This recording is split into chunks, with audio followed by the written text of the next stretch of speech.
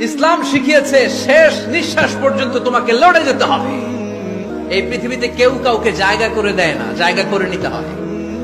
এই পৃথিবীটা the life is not a bed of roses, এটা ফুল বিছানো কোনো ফুল সজ্জা নয়, এটা কণ্টকাকীর্ণ। কেউ আপনার স্পেস করে দিবে না, কেউ আপনাকে সুযোগ করে দিবে না, কেউ আপনার জায়গা করে দিবে না, বরং আপনি জায়গা করে নিলে টাইনা নিচে নামাবে। কথা বলেন।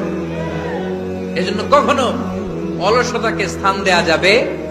রাসূল বাত্তালি দুক্কান শয়তান, অলস মস্তিষ্ক শয়তানের আড্ডা।